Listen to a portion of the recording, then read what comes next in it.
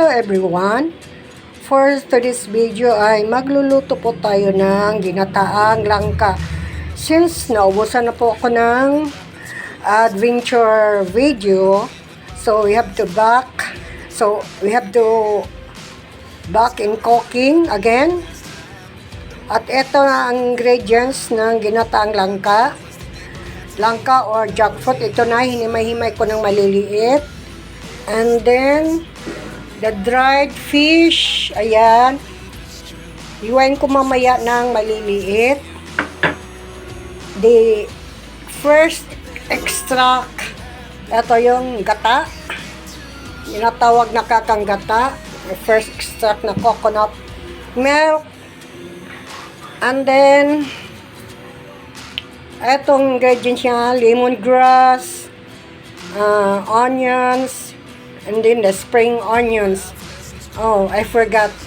Bawang pala. Lagyan ko rin ng bawang para mabango. And then, yung pangalawang paggata, ito, ihalo ko. Ito siya, pangalawang gata.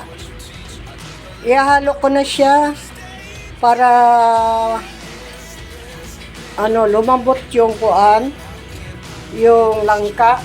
Yan ang gagamitin ko hanggang sa lumambot. So let's watch and learn not yet finished. Let's check.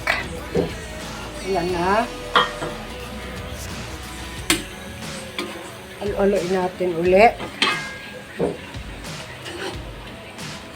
So at this time, pwede na natin ihalo kasi malambot na siya. Ihalo na natin yung kakanggata. Ayan, oh. Dalawang coconut ang ginamit ko, yung malalaki. Ayan.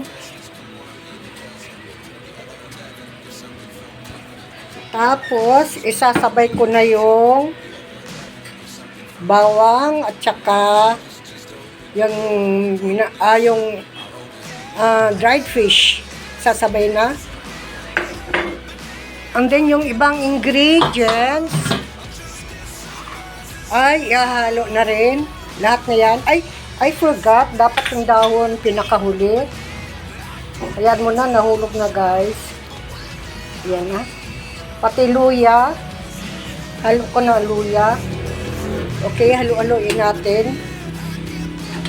Mamaya na ako mag-add ng tawag nito, asin or pampantimpla dahil sa baka maalat yung daing na ginagamit natin.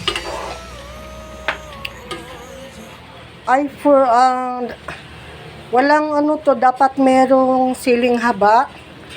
Kailang nakalimutan nung tendera kanina sa paglagay ng mga shopping ko. So let us wait guys, sana maano siya. Yung talagang lutong-luto na. Okay.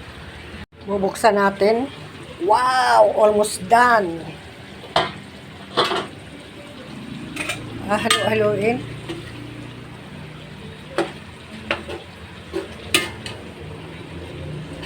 Wow. Ganito ang gusto ko sa pagluluto ng yan guys, oh. Dito pagluluto ng langka, ginataang langka.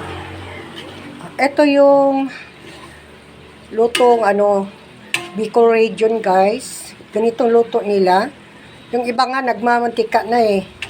Nagmamantika dahil sa yung katas ng nyog. Ito, pwede itong magmamantika guys kasi wala talagang halo yung tubig, pure. Tapos samantalang dito sa amin kasi sa may bandang Davao del Sur o sa Kabisayaan, ang luto nito guys ay yung may mga sabaw. Since gusto ko yung sa Bicol region, kaya ginaya ko ganito. Ayan, oh. Pwede na to guys. Thank you for watching. Salamat po ng marami sa uulitin. Bye bye. Mag-prepare na tayo guys at kainan na.